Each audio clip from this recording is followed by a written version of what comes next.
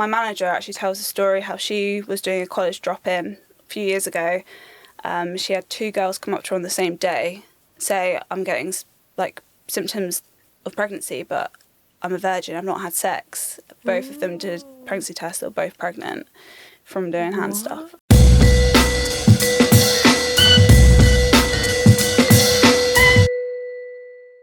Hello guys, welcome to the Undefeated podcast with me, Chardonnay. And today I'm dressed like I am ready for bed, which is the perfect segment, or segue I should say, into our guest today, Megan Velzian. Did I say that right? You did, yeah. Tell us about what you do, because basically today we're going to be talking about sex. Ooh. So tell us about what you do. So I'm a sexual health outreach support officer, which sounds like a bit of a mouthful, but I basically work in Waltham Forest, going to different schools, going to different colleges to talk to young people about sexual health, about STIs, contraception, all the good juicy stuff. So I've been working in this role since last summer. Yeah. Okay, so like coming up to a year now. Mm-hmm. How did you get into it? So my background is in public health. I've completed my master's in public health in January. So I was doing both at the same time for a bit. But yeah, I've finished that in January, having worked in this role for about 6 months, and it's going good. What's some of the perks that come along with the job, if there's any? I mean, you should see my car. It's chock-a-block full of condoms. I've got condoms for days. Like, I'm just picturing this car, like, you know, on YouTube where they have the pranks where they fill up someone's car with things. I'm just imagining your car being filled up with condoms, and just like when you open the door, just a floodgate of condoms I coming out. I opened my boot the other day and I took out something out and just knocked over this massive, like, 288 pack of condoms. It's just spilled all over the pavement. Did anyone see that? Because if I saw that, I would be like, someone has an addiction. I would be thinking the worst people thing. People just walking past looking at me like, oh God. Oh my God, I can imagine. But yeah, I've got loads of condoms. So my friends are loving it. Give those out to my friends. Key rings, those little sperm key rings. I've never seen them. No. Sperm key rings? Yeah, they're like little, like, fluorescent fluorescent, but wait, is it like the actual, like, thing with the tail? Yeah. The actual sperm? It looks like a tadpole, yeah. On a keychain? Yeah. Yeah. Okay. Got loads of them. It's also just a really interesting job. I mean, how often do you get to go to work and just have a conversation with someone about sex? Yeah. I mean, it's not really acceptable in any other work environment apart from this. So, yeah. And if it is acceptable, then it's more like on the thing you do on like the side or something. You don't really get to, it's not the forefront of what you do. Yeah. Isn't it? It's very gossipy. Yeah. Absolutely. Whereas now it's actually, I'm paid to do this job. I'm paid to talk to people about sex, so cool. which is pretty cool. Anything you don't like about the job?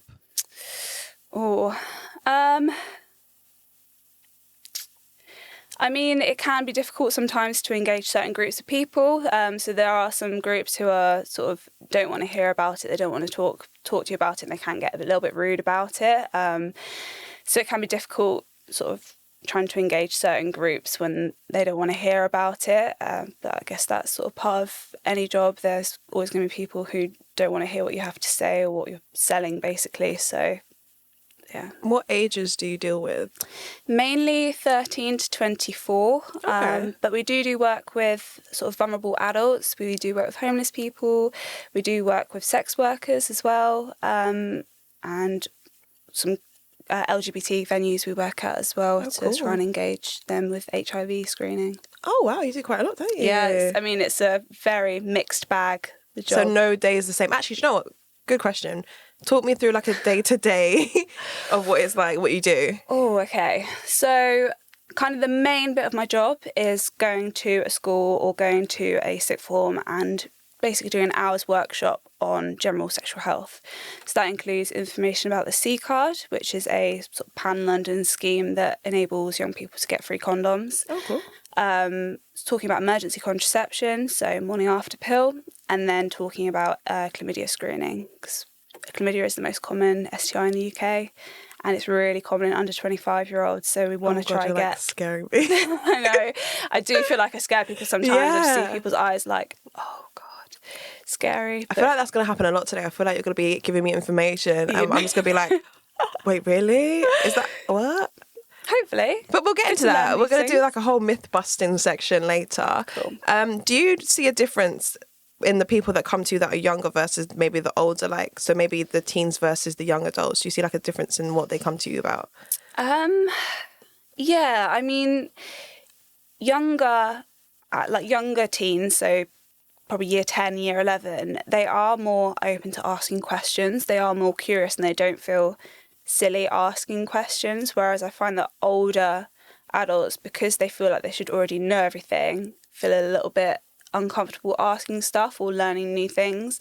They're very much sort of set in their way and they know what works and what doesn't work. And that's so interesting, because I would have thought maybe a kid like coming into puberty or coming into like themselves would find it harder to open up, and like people that are like maybe older like would be more like it's just open. normal. Yeah, but I'm surprised you said it's the other way around. I mean, it can vary. I mean, every school, every college seems to have its own personality, so it does differ depending on where you are. But I think growing up with things like TikTok, where people are talking about sort of sexual health and things openly on those platforms, they've been exposed to it early on, so they know it's, or they don't feel like it's as sort of taboo as older young people do. Why do you think it is taboo to like talk about sex?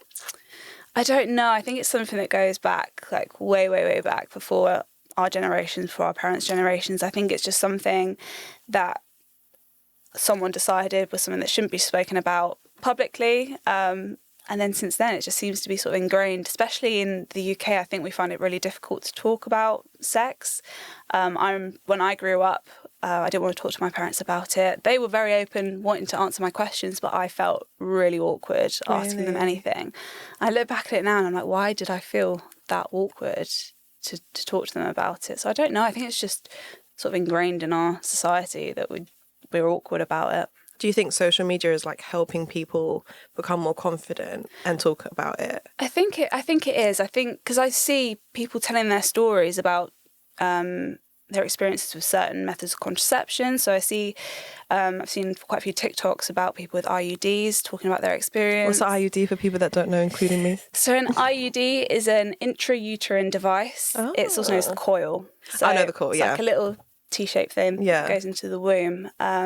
So some people put up horror stories about how it's I've heard horror stories. Out, but actually the people that you're hearing those horror stories from, that is the minority. Most people get on absolutely fine with the IUD. Okay.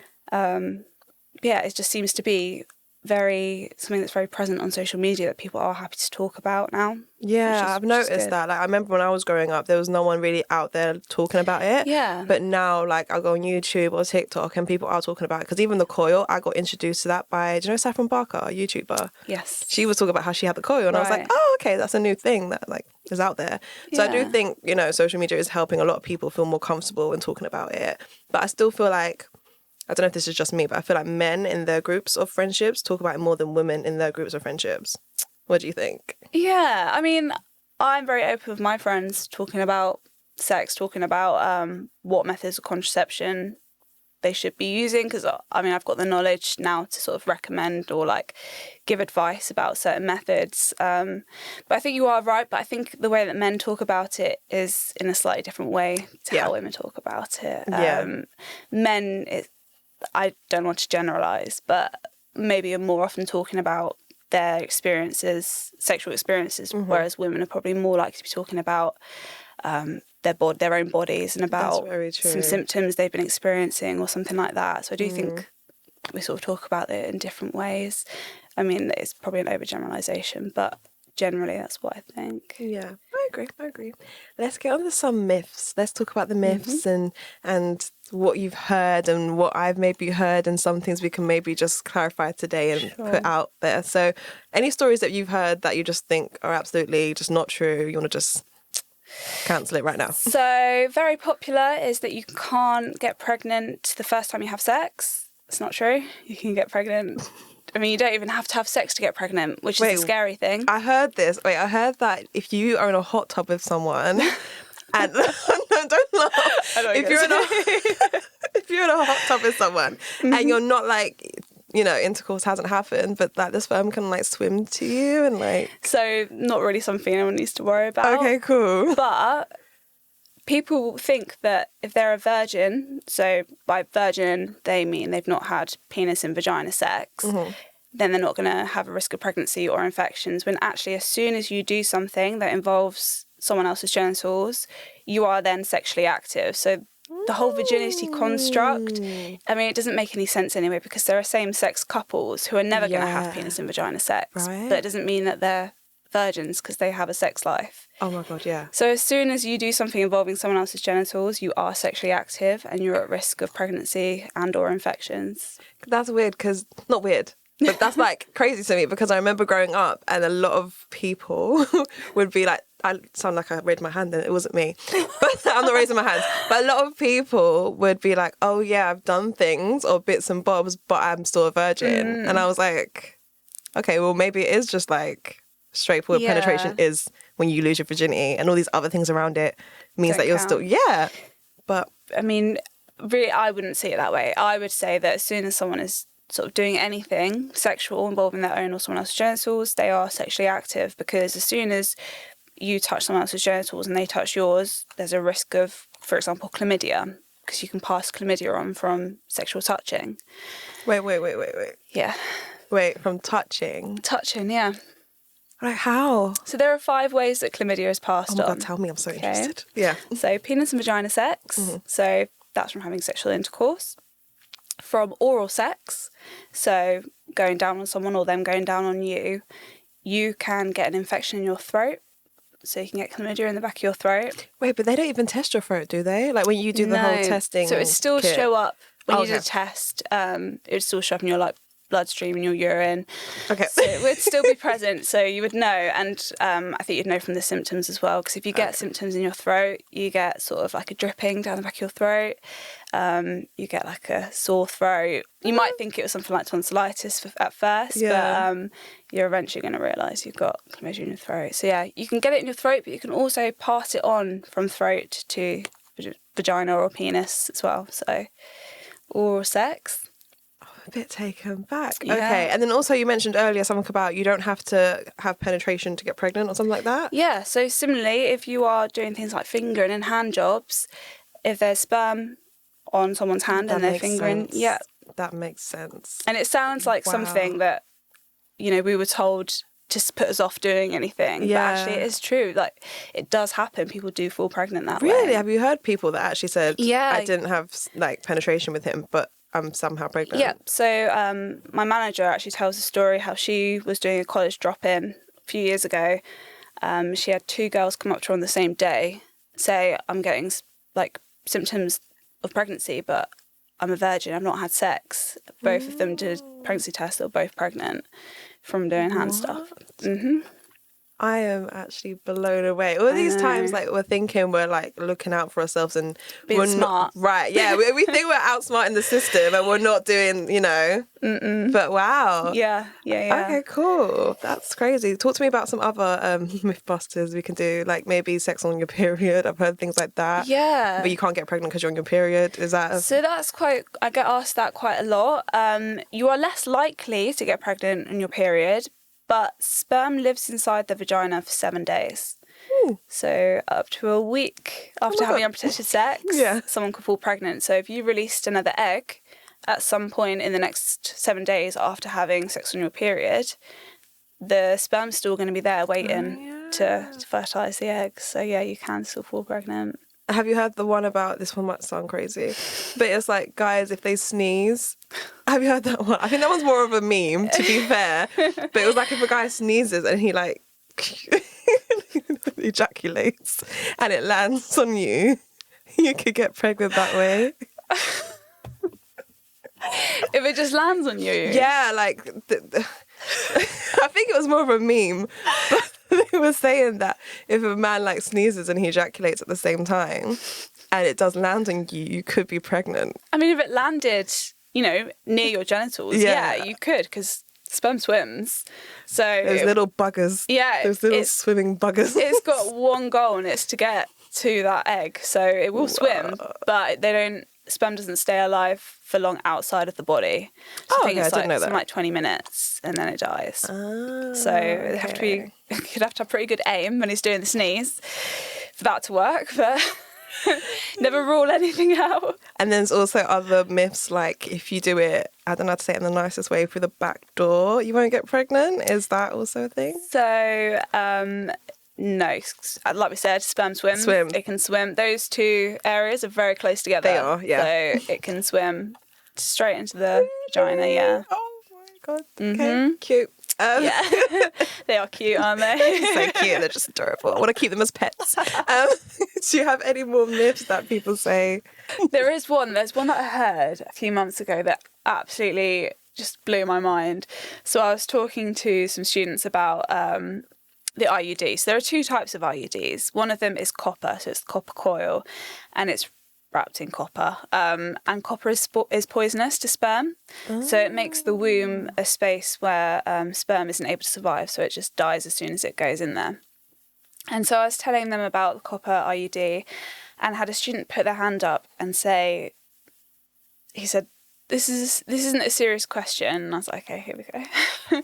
And he goes, but technically, if I put some coins, where is this going? if I put some pennies in my girl's vagina and then ejaculated in her, does that mean she wouldn't get pregnant? Do you know what though? I see where the logic comes from. You know what? I was like, that is the most disgusting thing I've ever heard, but it makes so much sense. It is logical, but no. Oh, okay. I was like, hack? Well, think how much bacteria is on coins. But think how many people have a penny lying around. That's doing absolutely nothing. Yeah, but God knows what that would do to your vagina. And also, what if it gets lost in there as well? Well, see, the thing is, it's really hard to explain without a diagram, but I know what you mean though. Yeah, so with the vagina, that's the bit, that you have sex in, that's the bit you put a tampon in. But then above that is the cervix, and the cervix is like the neck. That's what it means in Latin, I think. It's really narrow, so nothing's ever going to go beyond that point. Like a penis isn't going to go beyond that point. A finger isn't going to go beyond that point unless it's opened, which is how like doctors would put an IUD in. They open the cervix with a speculum, which kind of looks like a duck beak. Yeah, I've been to the doctors with that. Yeah, it was fine. Sure. Cold. Yeah. Traumatic. So yeah, it opens it and then they put it in. So yeah, even if you did put some coins up, it's not going to the right bit, so it wouldn't work. That makes sense. Okay, cool. I have a question my friends would really appreciate me asking you. Go for it. So while I'm here and I'm with you now, I might as well just ask it on their behalf. But if you're on any type of contraception for a long time, does that affect your chance at having kids later on in life? So with the contraceptive pill, I know they do recommend taking a gap every 5 years. How long of a gap? I think about 6 months probably would be because it takes a while for your body to just sort of, normalize. Yeah, detox all the extra hormones. But I don't know that like 100%. I'm not like medical professional. I just sort of the facts really. So yeah, I think you're meant to take a break with contraceptive pill, but with things like the IUD or the IUS or the implant, those long-acting reversible contraceptions, contraceptives, you can really just keep them in and then replace them immediately after. It's not going to affect your fertility in the future at all. Cool. Good to know. Any other myths we can bust while we're here? Oh, let me think. I'm trying to think of any myths either. I don't know if we have any, guys. There's got to be so many more. That's what I'm thinking, because there's so many things out there that people are just like, yeah, if you do this, can this happen? Or I mean, there are a lot of questions about what size condom people should be using, because often people sort of joke around saying they need like the king size and things like that. So most regular condoms are going to fit most regular people. I mean, I'm sure you've seen people or done it yourself putting a condom like up your arm. They stretch, they are big, and that's massive. A regular size condom, right? The only difference between a regular size and a king size is actually the girth. So that's the size, the band ring at the bottom. of it, the band, yeah. Yeah, so it's not going to be different length, it's just the girth that it's slightly. I didn't know that. Yeah. Okay. And again, you can get ones that are slightly smaller as well. They're called trim. Usually. So if someone's like Stop, Patrick, I can't. If someone's really girthy but really like short, would they get the max? So the because Super of... King, that would work better for them because it'd be more comfortable. This is just, I'm just amazed with all this like stuff. It's really interesting. What's the craziest thing you've heard that someone's done to try to avoid getting pregnant but also have sex? I mean, it's probably something that is happening. Like the coin thing. I mean, that was pretty crazy, but he hadn't tried it, thankfully. Okay. But it's not going to sound crazy, really, but it is, when you think about it, is the pull-out method.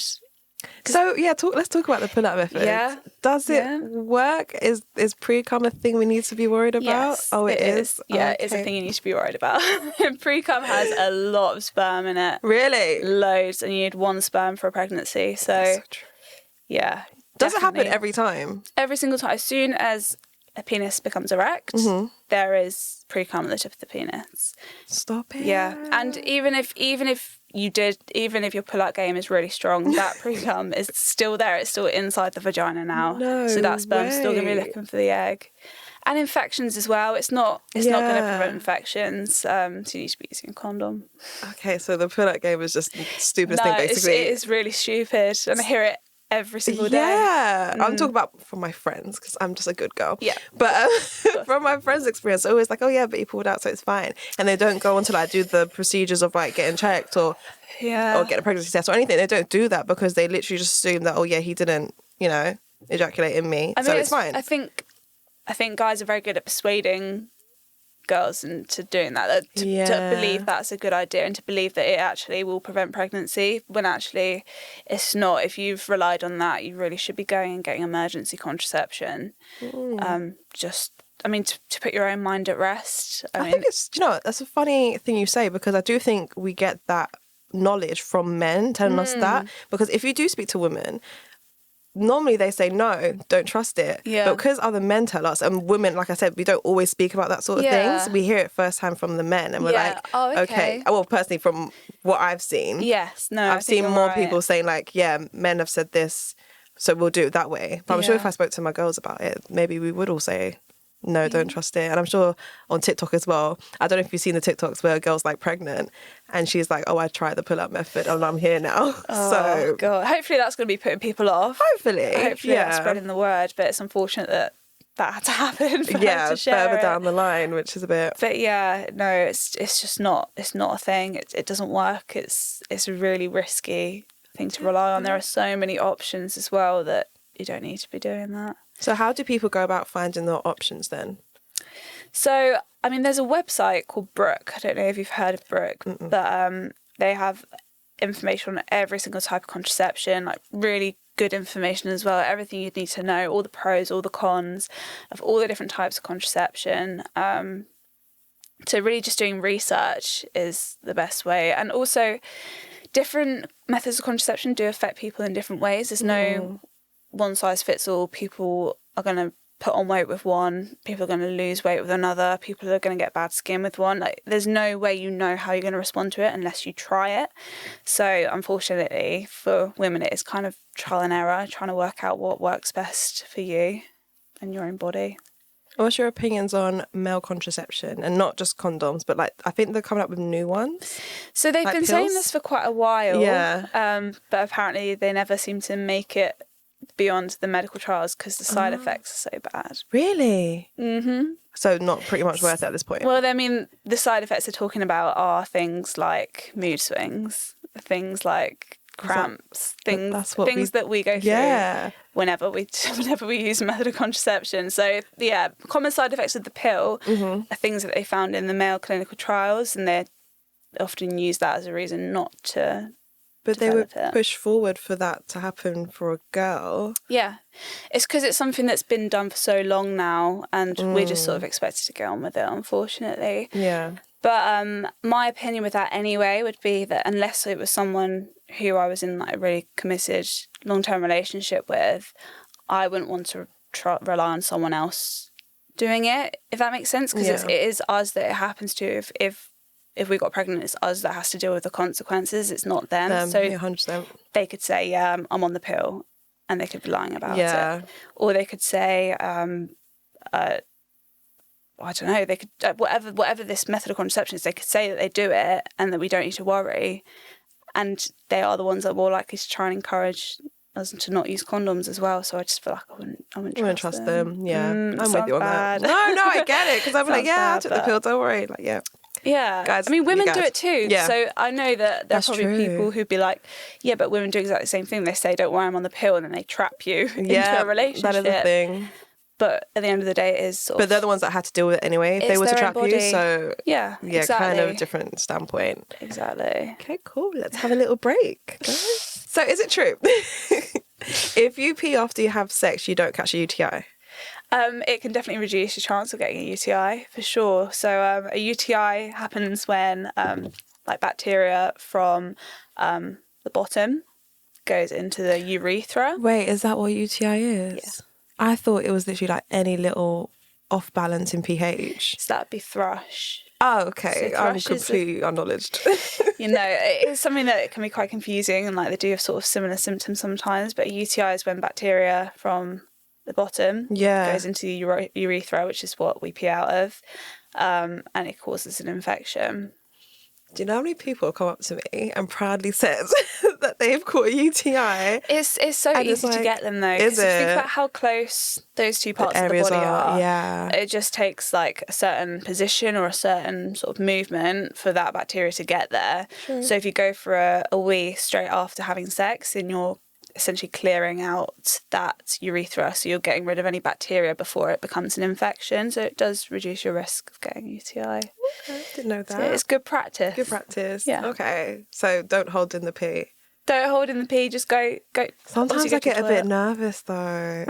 I don't know, because sometimes I'm just like, I'm like a nervous peer. I don't like people hearing me pee. And like the guys always get up and go pee. Yeah. But I'm like, I can't follow them. That's just a bit awkward. Oh, just tell them to get out. Tell them you need to go first. Yeah, Otherwise they'll pay for your I don't like antibiotics. anyone knowing I go to the toilet. Even though today I literally came and I was like, guys, I'm going for a piss. But it's because I was in a 2-hour journey. But normally, I like don't tell people I'm going to the toilet. I hate it. I'm like, peeing's not natural. So you would definitely rather pee in front of someone than have a UTI. Have you had a UTI before? Yeah. They are horrible. And like, I saw this TikTok the other day that was like, oh, if you catch a UTI, it's because your man's been with other girls. Have you not seen that TikTok? No. It was like, this girl was like, I've got a UTI. What's he been doing? Who's he been with? Like that. That doesn't make any sense. So it's not because he's like been... No. It literally just means that maybe the position you were in, or maybe he's just sort of been a bit sloppy. The bacteria sort of spread and you haven't peed after sex. So just going for a pee, just overcoming that fear of having to pee in front of someone or like where someone can hear. It's definitely in your best interest. I've had one that turned into a kidney infection and it was absolute agony. Like, I've had that too. Yeah. Oh no, I didn't have the blood thing. It's just weeing blood. Really? Yeah, it's horrible. How long did it take to like get over that? Did you have to be on medication? I just took antibiotics for a while. But yeah, it wasn't great. It wasn't fun. And men can catch UTIs as well, right? But it's just harder. It's just harder because their urethra, so the bit they pee out of, is obviously longer, so it's less likely to sort of become an infection. Men just have it easy. It's so funny. Me and my mum were just talking about it today and was like how women have it so much harder than men. Like the things our bodies go through versus men. It's just like, yeah. Anyway, we're just talking about that. So a question from our lovely sound guy, Patrick. He wants to know how many calories you can burn during sex. Okay, so interesting question. I do think it would depend on what kind of sex you're having. So if you're having some really sort of energetic, maybe going around the room sex, you might burn more than you would if you were just sort of going around the room. Going around the room. You know what I'm picturing in my head? Just people like chasing each other around the room for some in reason. the films where they like literally just like clip all the tables and they start off one place and they just drag them to a wall or something. That's what I'm picturing as well. But yeah. So I guess you're probably going to burn more doing that because you're moving around more. But I think if you're just having sort of, bog standard, lying down, maybe missionary or maybe a little bit of something extra, you're probably going to burn less. But I think it's probably around the 100 calorie mark. Okay, cool. So, I mean, better than not doing it. Well, right. And then, so the opposite of, losing calories or burning calories. How much do you ingest? Is that the right word? Digest, ingest? When you swallow, if you do swallow. Right, I'm not 100% sure. I'm not not a dietitian or anything, but I can't imagine it'd be much. It'd probably be about 3 calories per mouthful, I guess. But I couldn't say that, Yeah. 100% certainty, but not much. And I've heard, this might be a myth, but I've heard if you put it on your face, it's really good for the skin. I've heard that too. Yeah. I don't think it's true. Oh, is it not? I can't imagine it being true. Okay. But I mean, if you want to try it, go for it. Go you do for you. it. Enjoy your sex life, people. Yeah. Any other myths? I actually did Google on my phone during the break to see if there's any more myths that we can talk about, because I don't want to miss anything for anyone. Real life sex is like pornography. Is that true or false? So that's false. People who are in porn are actors. They are acting a certain way that they know viewers are going to enjoy. This is something that it can be quite hard to get your head around, especially as young people are watching porn at a younger age now, and so that's their first exposure to sex and it's happening earlier. Why do you think that is? Like, people are watching porn much younger. It's so easy to access. Yeah. All you got to do is Google porn, and then you've got thousands of sites available that you can just click on. They say, are you over 18? Yes.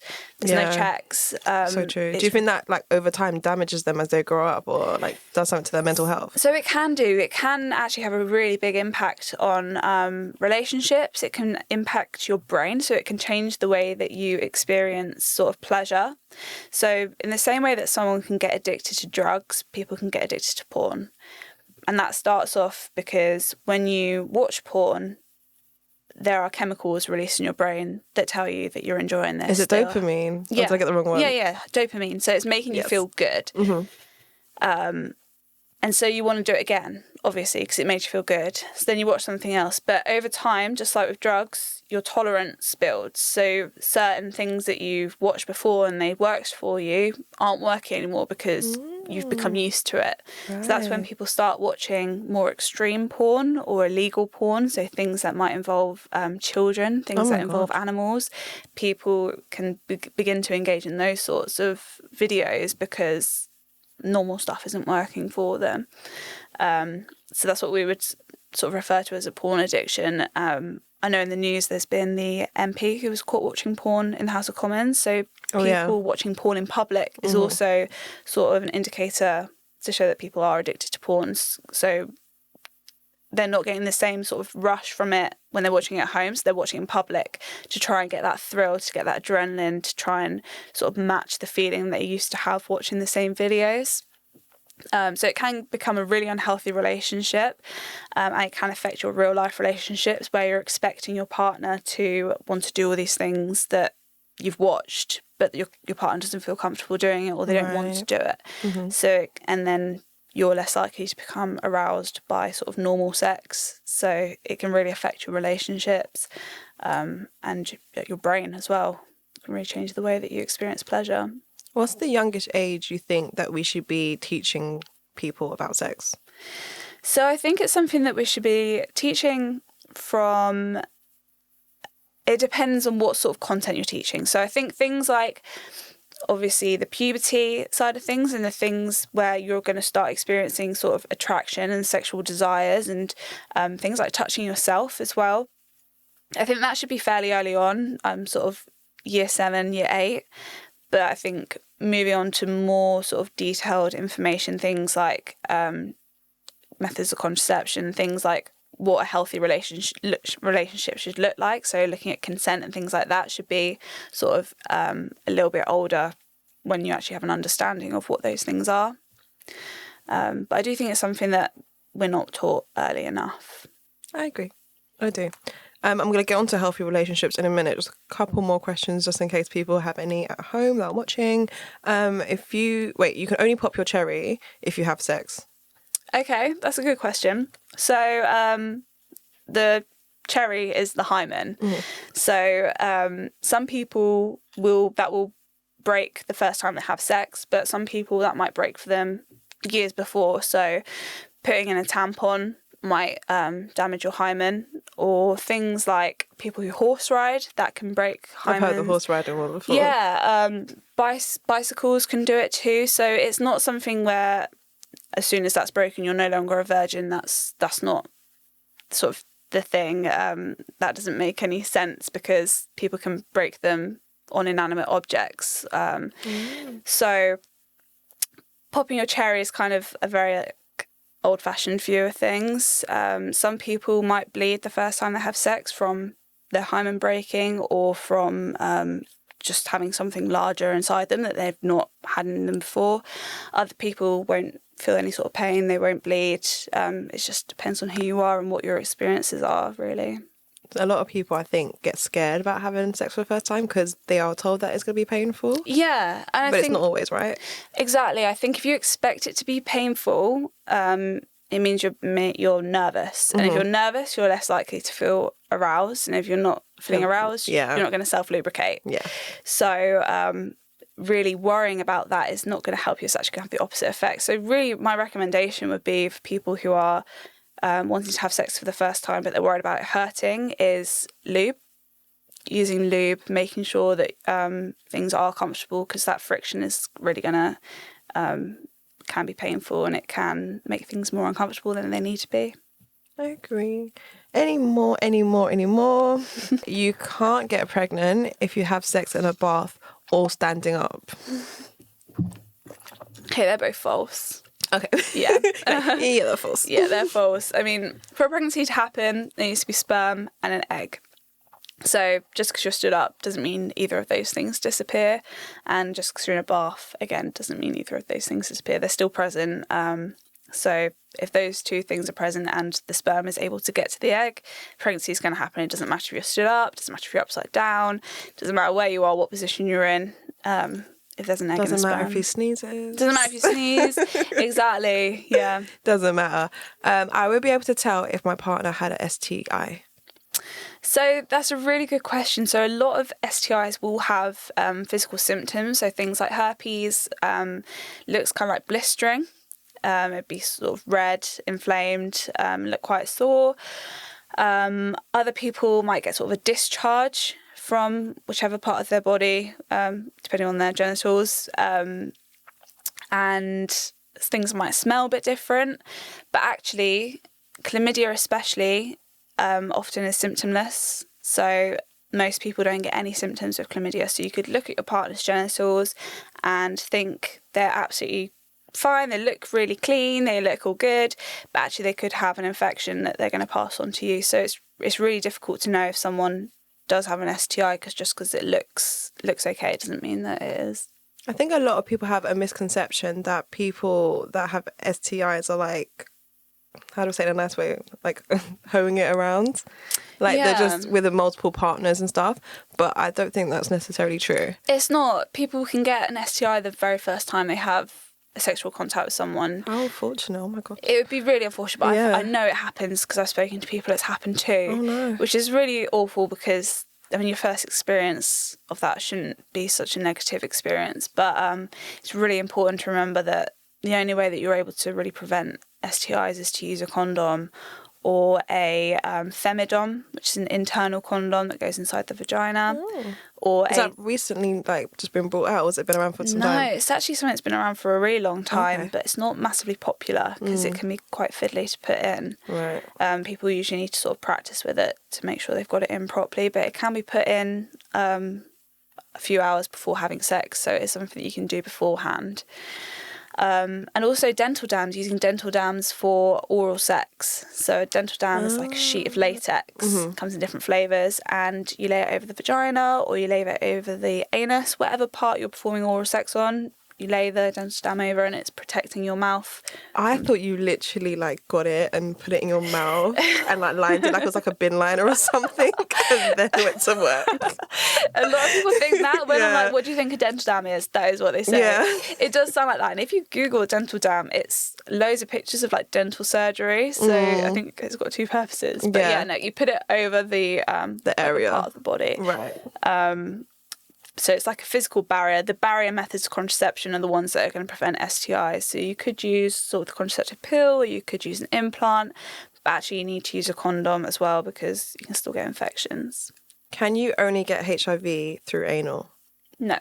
Okay, that's another misconception. So HIV can be passed on through penis and vagina sex, anal sex. It can be passed on through sharing needles. So for drug users, it's a really big risk. It can be passed on during blood transfusions, which is really... Oh, wait. No, don't say that. I give blood. So it doesn't happen in the UK generally. It's really, really rare for that to happen. But in other countries, it is a risk. Oh but I'm giving blood, by the way. Oh, thank you. That's something I can do. Give back. But yeah, oh my gosh, didn't know that. Yeah. And it can be passed on from mother to child too. Really? Like genetically? Like if it's a virus, you can't get rid of it. So you can pass the virus on to the child. However, HIV is really easy to treat now. Okay. It doesn't ever go. It can't be cured. But if people who have HIV take their HIV medication every day as prescribed, they become undetectable, which means the amount of virus that's in their body is so low that even if they did an HIV test, it comes up negative, which means that they're able to have unprotected sex with their partner and not give them HIV. They're able to have a child and not pass the HIV on to the child. Wow. So it's really, really easy to control now.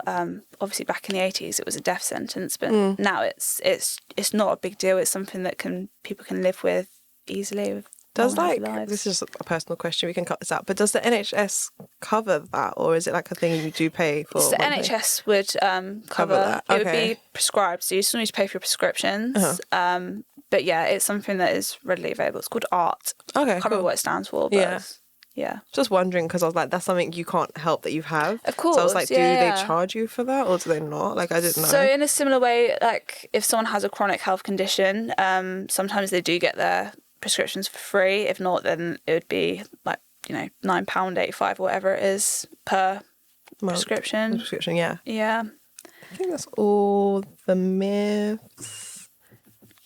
Drinking alcohol or using drugs aren't good when it comes to sex.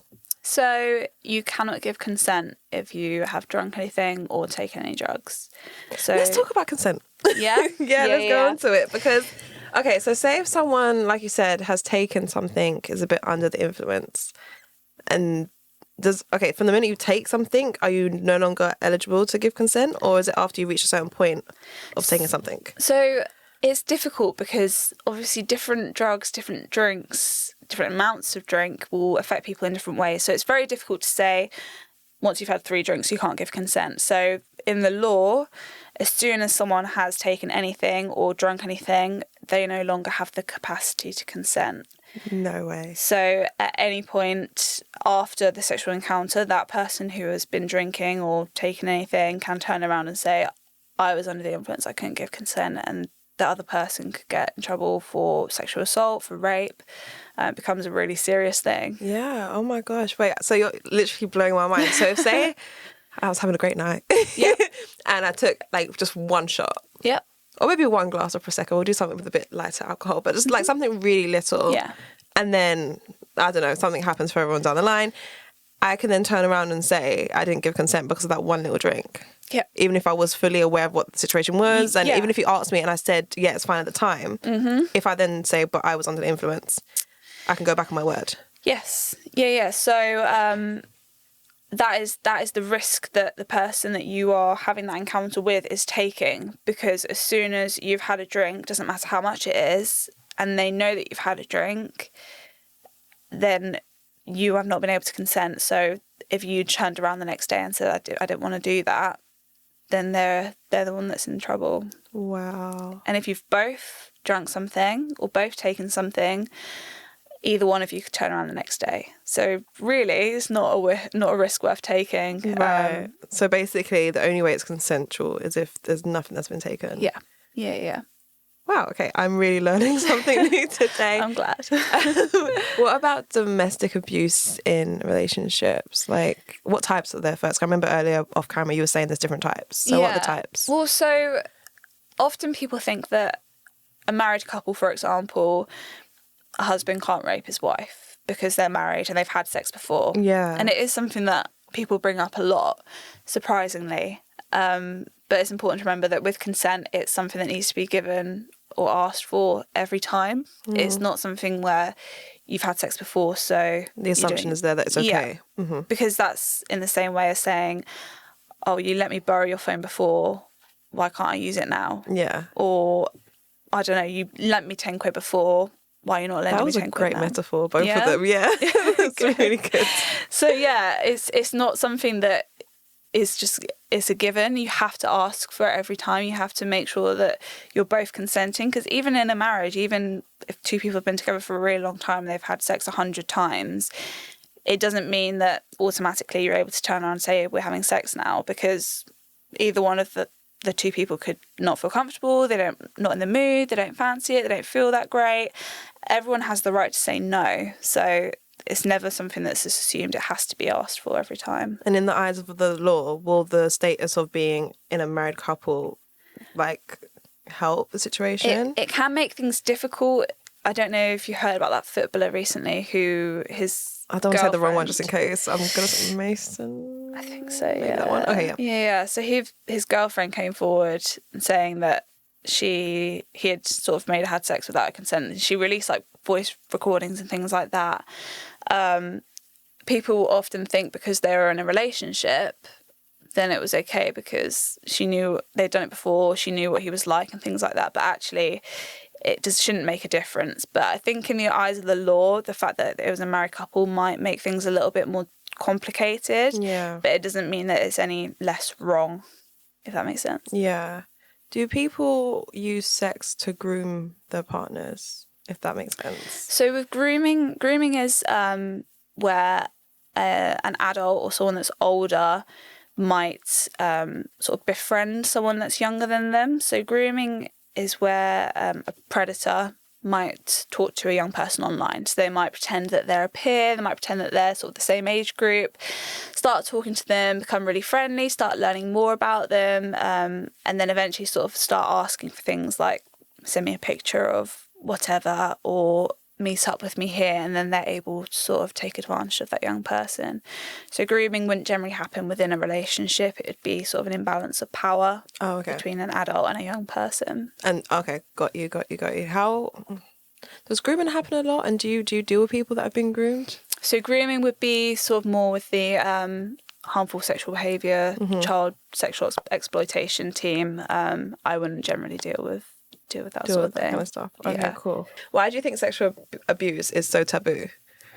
Well, in terms of what we just talked about with consent and sort of understanding dynamics within a relationship, it can be difficult because obviously you don't want to be seen as like sort of putting your nose into someone else's business, and there can be situations where someone is lying about something that's happening to them, but then that's where sort of victim blaming becomes an issue, sort of blaming someone who has been the victim of something like awful, like a sexual assault, because of what they were wearing, for example.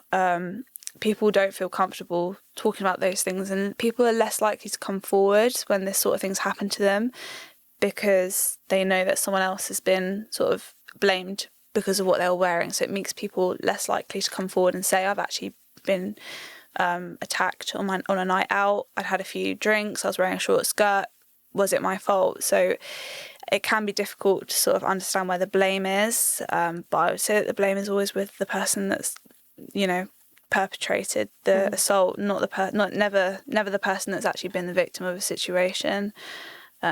But it does create a bit of a debate around sort of women asking for it or sort of teasing and things like that.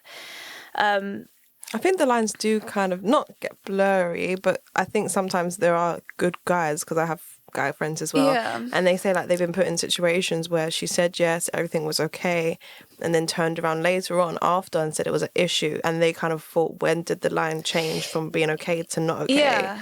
So what advice would you give to guys who just want to make sure like this is 100% okay and I'm not going to hear any issues about it after? So making sure they're not under the influence of anything is a good place to start. Make sure they've not drunk anything or taken anything, because like we said, they can turn around the next day and say, I didn't consent to that, I was too drunk, I didn't know what I was doing. Also, just keep asking. If you're worried and you're not 100% sure, just keep saying, is this okay? Are we okay to do this? Are you sure about this? Just keep asking. It's better than sort of being in a situation where they've turned around and said, I didn't give consent to that. Because if you keep asking, you know that they're saying yes, then you know you're doing something that's okay. You know that you have permission to be doing what you're doing, rather than doing something that they're going to turn around and say no.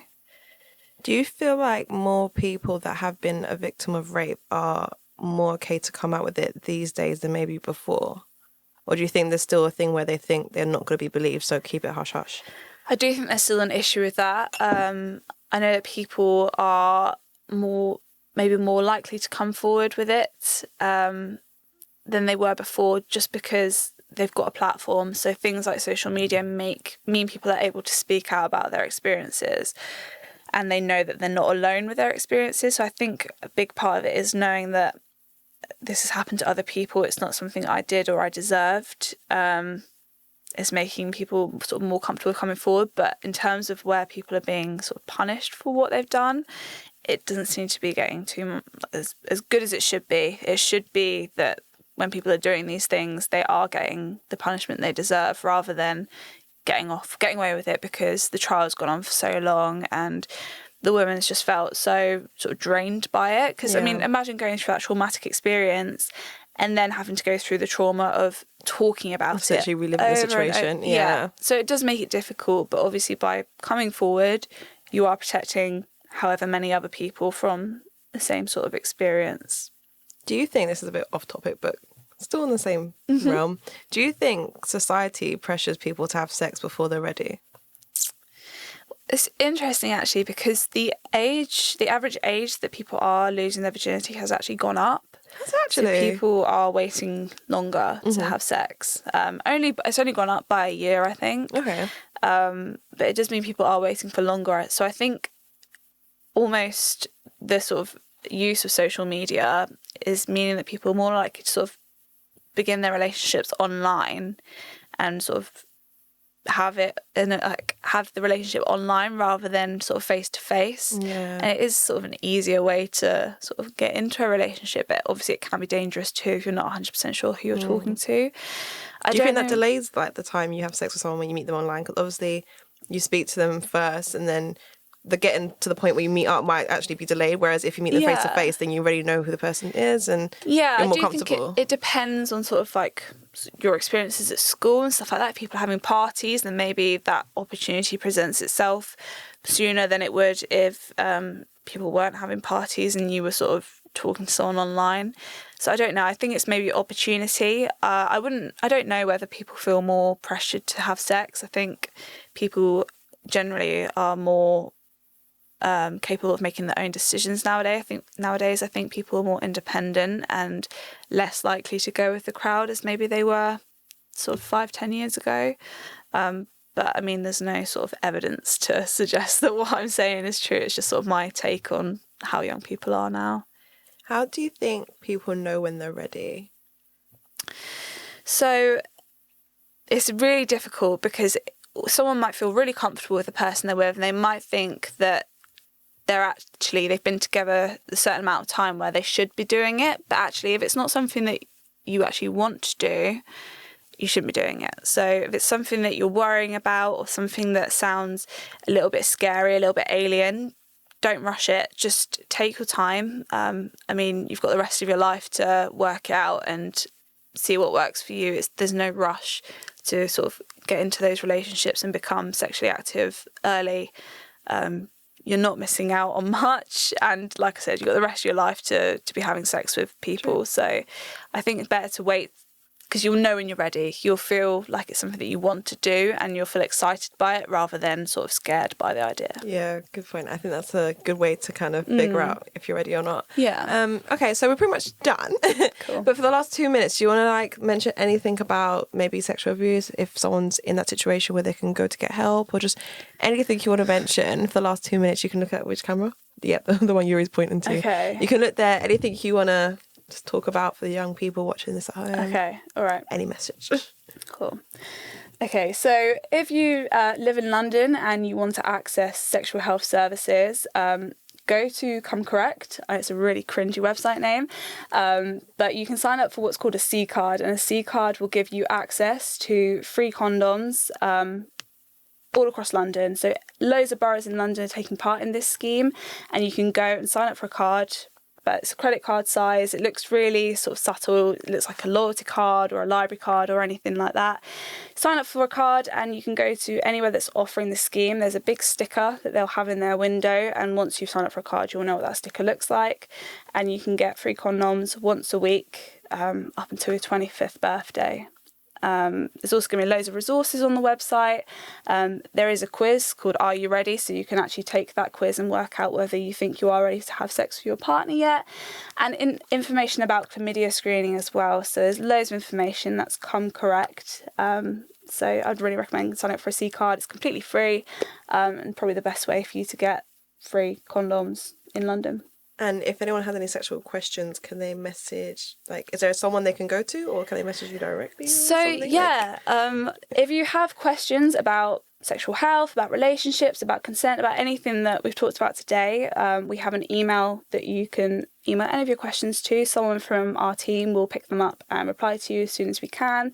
The email is sh.outreach@walthamforest.gov.uk. So, yeah, any questions, we're always happy to answer. We're very responsive, so we'll get back to you as soon as we can. Yay, Megan, everyone! Woo! And we'll wrap.